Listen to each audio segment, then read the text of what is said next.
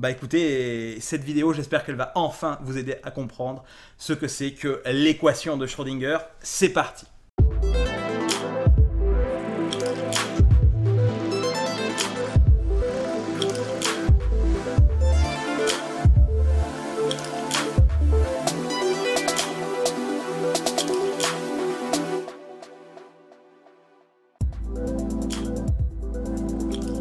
On va donc parler de l'équation de Schrödinger. Cette équation, elle décrit comment un état va évoluer. Elle permet également de trouver l'état stationnaire d'un système quantique. Donc elle décrit par exemple l'évolution d'un état, c'est-à-dire, entendez par là, une particule de masse m et non relativiste. Attention, ce n'est pas compatible avec la relativité restreinte. À un instant t0, je vous rappelle, l'état d'un système physique est défini par la donnée d'un ket qui appartient à l'espace des états E. On l'écrit comme ceci, à t égale 0, et on se pose la question de son évolution à un instant t. C'est un petit peu l'analogue en mécanique classique où l'on a la donnée initiale de la position et de la vitesse au temps t égale 0, et où on veut obtenir la position et la vitesse d'une masse m à un instant t quelconque.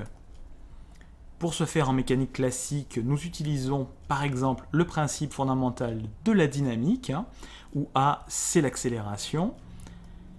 Eh bien, en mécanique quantique, nous allons utiliser pour cela l'équation de Schrödinger que l'on a déjà donnée la dernière fois, qui s'écrit IH bar, dérivée partielle par rapport au temps de la fonction psi, qui est égale à H psi, où H c'est l'hamiltonien. Avant d'aller plus loin, qu'est-ce que c'est que l'hamiltonien? On en a juste parlé 2 secondes la dernière fois. Qu'est-ce que c'est que l'hamiltonien? Alors, dans une autre vidéo, pas celle-ci, on va montrer le lien qu'il existe entre la mécanique analytique et la mécanique quantique. Mais c'est un petit peu trop tôt pour aujourd'hui, donc on va juste survoler le problème. Donc on va juste retenir que les outils qui ont été développés 90 ans avant la naissance de la mécanique quantique ont servi pour cette mécanique quantique. Le hamiltonien fait partie de ces outils qui ont été définis avant que la mécanique quantique ne naisse. Donc petit rappel historique sur la mécanique, 1543, Copernic introduit la notion de repère, Galilée 1638 définit le principe d'inertie, Newton va formaliser mathématiquement l'ensemble des lois qui régissent la mécanique, les lois de Newton en 1687, par une approche un petit peu différente d'optimisation, Fermat, un petit peu avant Newton, va introduire le principe de moindre temps. C'est le principe qui permet d'obtenir les lois de l'optique géométrique, par exemple. 1744, suivant le même raisonnement, Maupertuis va définir le principe de moindre action et définir ce que c'est que l'action. 1788, Lagrange va introduire la mécanique analytique, on a déjà parlé du lagrangien. Et quasiment un demi-siècle plus tard, Hamilton va prolonger le travail de Lagrange. Donc, très rapidement, qu'est-ce que c'est que ce travail d'optimisation à cette mécanique analytique qui n'a plus besoin de la notion de force?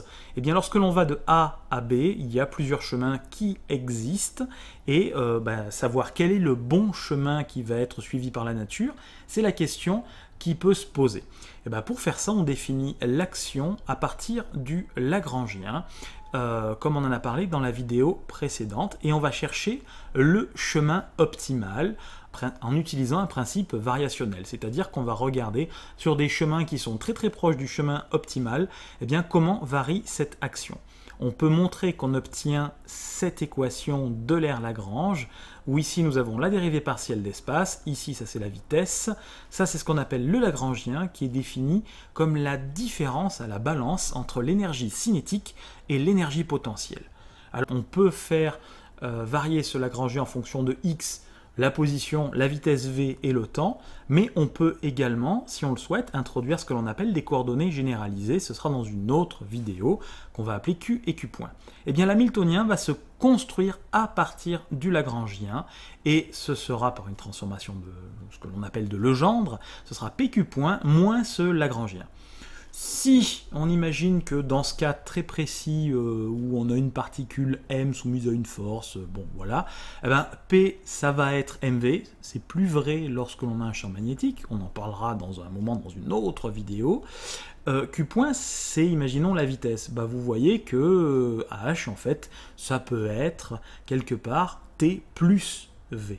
C'est-à-dire qu'on pourrait assimiler H, cet Hamiltonien, à l'énergie totale du système, quelque part. Hein. Donc T, c'est un demi de mv au carré, et V, bah, ça va décrire l'ensemble des interactions dans notre système.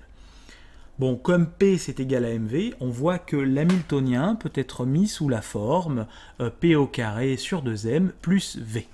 Revenons à la mécanique quantique. Hein. L'équation de Schrödinger, c'est celle-ci. Eh ben, on va le montrer. L'Hamiltonien, c'est la somme de deux termes, un premier terme d'énergie cinétique, P au carré sur 2m, et d'un terme potentiel d'interaction, V, l'ensemble des deux agissant sur psi, l'état de notre système quantique. Mais avant de jouer un petit peu avec cette équation, comment peut s'obtenir l'équation de Schrödinger? Alors attention, ce n'est pas une démonstration, mais c'est une façon de faire, en sachant que cette équation de Schrödinger, on la postule, et ensuite on est capable de faire des prédictions qui jusqu'à présent se réalisent pour des systèmes qui sont non relativistes. Donc tout d'abord, hein, je vous rappelle que De Broglie a stipulé qu'il existe un principe de dualité entre onde et corpuscule. Hein. Ça fait l'objet d'une vidéo récente. Pour pouvoir décrire notre particule quantiquement, on va donc regarder comment est décrite une onde. Alors les ondes, on sait les décrire depuis Maxwell, hein, depuis que l'on sait faire se propager de la lumière dans le vide et qu'on sait traiter ça mathématiquement. Hein. La lumière, je vous rappelle, d'un point de vue de Maxwell, c'est une onde. Donc en électromagnétisme, on a le champ électrique et le champ magnétique qui dépendent des variables d'espace, x, y, z, et de temps, et qui vont se propager sous la forme, dans le vide, de ce que l'on appelle une onde plane progressive. Hein, c'est-à-dire qu'on a le champ E et le champ B qui varient dans le plan XY, dans ce cas-là, et qui se propagent suivant la direction Z. Deux des quatre équations de Maxwell sont celles-ci, en fait, hein, je vous les balance sans vous les démontrer, il y aura un jour une vidéo sur l'électromagnétisme, hein, il y en aura même plusieurs. Comment ça se lit, ceci, hein? On voit qu'il s'agit d'équations différentielles, puisqu'il y a des opérateurs différentiels. Ce petit triangle à l'envers, c'est l'opérateur nabla. C'est en fait un opérateur qui est lié aux dérivées partielles de position. Donc nabla, c'est en fait la composante sur EX de la dérivée partielle par rapport à X, plus la composante sur EY de la dérivée partielle par rapport à Y, plus la composante sur EZ, dérivée partielle par rapport à EZ. Si par exemple on applique nabla à un truc qui ne varie que sur X, eh ben, ce sera simplement la dérivée par rapport à X sur X, c'est tout. Maintenant, ce petit produit ici, c'est pas juste un simple produit, c'est un produit vectoriel, j'en parle pas maintenant. Et on a ici C, la vitesse de la lumière. On a sur la droite la dérivée partielle par rapport au temps. Et donc on voit que la structure de ces deux équations est de la forme, la dérivée partielle par rapport au temps d'un truc, le champ électromagnétique, est égale à la dérivée spatiale, hein, ici l'opérateur nabla, de ce truc-là. Donc en mécanique quantique, on va vouloir faire pareil, on va vouloir faire en sorte que l'équation qui régit l'évolution de notre particule soit écrite de façon similaire. Donc ça veut dire qu'on veut que la dérivée partielle par rapport au temps de notre état, de notre quête psi, soit égale à une fonction de ce même psi. Et on veut que cette fonction soit simple, c'est-à-dire qu'elle dépende des coordonnées de position, voire des dérivées des coordonnées de position, voire des dérivées énièmes, donc dérivées d'ordre 2, 3, etc. Voilà. Voilà ce qu'on veut. Donc qu'est-ce qu'on veut ensuite? On veut que l'onde qui décrive la particule, si elle est libre, soit une onde plane progressive, de la même façon qu'en électromagnétisme. La résolution des deux équations de Maxwell que je vous ai montrées plus haut amène à écrire le champ électrique comme solution de ces deux équations différentielles et qui a cette forme-là où en fait E est égal à un vecteur constant fois une exponentielle complexe. L'exponentielle complexe, vous reconnaissez un truc, le i, hein, c'est l'imaginaire pur des nombres complexes, hein, tels que i au carré c'est égal à moins 1, hein, c'est-à-dire que i fois i est égal à 1, ou encore on peut l'écrire différemment, i c'est moins 1 sur i. Et le terme dans cette exponentielle complexe, hein, c'est i fois une phase. Cette phase comporte un terme spatial et un terme temporel. Le terme spatial, c'est le produit scalaire entre k, le vecteur d'onde, et r, la position, et oméga t, bah, t c'est le temps, et oméga, la pulsation. Donc finalement, on veut que notre onde plane progressive soit de cette forme-là, la même forme. Je rappelle simplement que psi dépend à la fois de l'espace et du temps, puisque la phase de l'exponentielle dépend de l'espace et du temps. Donc maintenant, j'ai une onde plane progressive. Dérivons cette expression par rapport au temps.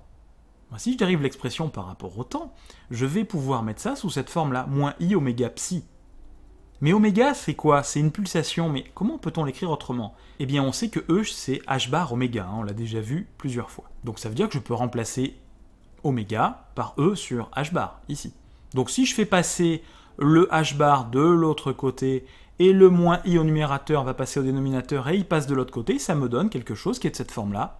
IH bar d psi sur dt est égal à E psi. Ensuite, je rappelle qu'en mécanique analytique, le hamiltonien, c'est l'énergie cinétique plus l'énergie potentielle. Maintenant, on est en mécanique quantique, et à la grandeur E, je vais y faire correspondre l'observable, donc l'opérateur H, et j'écris maintenant mon équation de Schrödinger sous cette forme-là, où H, c'est l'opérateur hamiltonien. Donc H, c'est l'opérateur hamiltonien.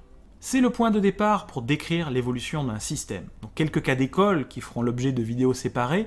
On va traiter le ressort quantique, qui sert par exemple en physique moléculaire, puisqu'on a de la vibration. Comment décrire cette vibration? On a un puits de potentiel, par exemple, comment passer à travers les murs. Vous avez souvent entendu parler du fait qu'en mécanique quantique, on peut passer à travers les murs. Ce sera décrit par la description de ce que l'on appelle le puits de potentiel. Et je laisse ça pour plus tard. Bon, cela étant dit, parfois la fonction de l'onde ne dépend pas explicitement du temps. Dans ce cas, l'équation de Schrödinger s'écrira comme une équation aux valeurs propres. Vous savez, ça veut dire que h psi égale E psi. L'opérateur h agissant sur psi est égal à E psi. Mais pourquoi h n'est pas égal à E ici? Eh bien simplement parce que h c'est en fait un opérateur avec des dérivés, donc on va opérer des dérivés sur psi. Alors que E, on peut montrer que c'est un nombre réel, une valeur, une grandeur. Voilà, donc h ne peut pas être égal à E. C'est comme si vous me disiez que la dérivée par rapport au x est égale à 3. Ça n'a aucun sens. Là, c'est pareil. Vous ne le voyez pas encore, mais c'est une équation différentielle et on va le montrer maintenant. Repartons de la dérivée par rapport au temps. On avait montré ceci. Donc E, c'est h bar oméga, mais c'est aussi cette énergie cinétique pour la particule libre, elle n'a que de l'énergie cinétique, c'est P au carré sur 2m, ou un demi de mv au carré, si P est égal à mv. Très bien. Du coup, une onde plane progressive, on a déjà montré cette expression, et cette fois-ci, on va dériver par rapport à l'espace. Donc pour dériver par rapport à l'espace, on va utiliser l'opérateur nabla que j'ai décrit précédemment. Donc nabla qui agit sur tout ce truc-là, ça va être égal à quoi? Psi 0, c'est une constante par rapport à nabla, donc je peux le passer devant. Exponentielle moins i oméga t aussi, je peux le passer devant, si bien que nabla ne va agir que sur la partie spatiale de l'exponentielle, qui est ici. Et ça, on peut montrer que c'est i, k, fois exponentielle i, k, r. Remplacez k scalaire r par k fois x. Et imaginez que nabla, c'est la dérivée partielle par rapport à x, vous allez obtenir le même type de résultat. Voilà. Donc on montre que la dérivée d'espace de psi est égale à ik psi. Très bien. Dérivons ce truc-là. C'est-à-dire qu'on fait une deuxième dérivée. On va dériver, grâce à nabla, ik psi. Or, i et k sont des constantes. Je vais les passer devant, si bien que je vais obtenir cette expression-là. Mais je sais, nabla psi, à quoi il est égal? Il est égal à ik psi. Et donc, j'ai ik fois ik psi. Donc on a un i au carré qui intervient, un k au carré. I au carré, on sait que ça fait moins 1. Maintenant, je m'intéresse au terme de gauche. Le terme de gauche, j'ai appliqué 2 fois l'opérateur nabla, l'opérateur de dérivation. Et ça s'appelle en fait l'opérateur laplacien, et j'en parlerai quand je parlerai d'équation de propagation dans un moment en électromagnétisme, on n'y est pas encore. On montre que le laplacien de psi, c'est moins k au carré psi, c'est ce qu'on vient de faire. Bon, vous vous rappelez que lors d'une vidéo précédente, on a montré que P c'est égal à h bar k. Très bien. Si P est égal à h bar k, on reprend l'équation précédente et on multiplie par h bar au carré à gauche et à droite, les deux membres.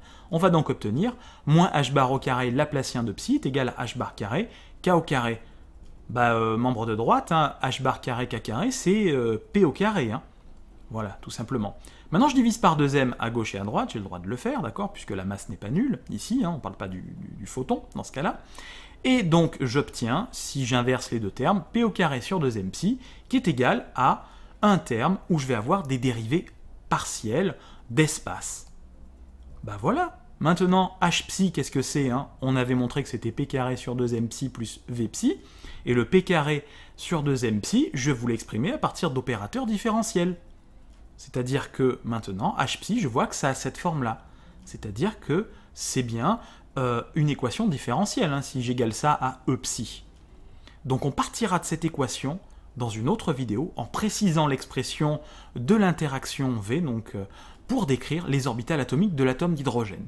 Je peux vous spoiler un tout petit peu le truc, V ça va être l'interaction coulombienne, mais c'est une autre histoire. Cette vidéo est à présent terminée, et comme on est vraiment rentré dans le vif du sujet, la prochaine fois, on va aller encore un cran plus loin en utilisant cette équation de Schrödinger pour parler des puits de potentiel. Qu'est-ce qui se passe dans un puits de potentiel? À quoi ça sert un puits de potentiel? Et ça n'a rien à voir avec un puits, quoi, hein, d'accord? Voilà, mais tout ça vous le verrez dans la prochaine vidéo. Ciao!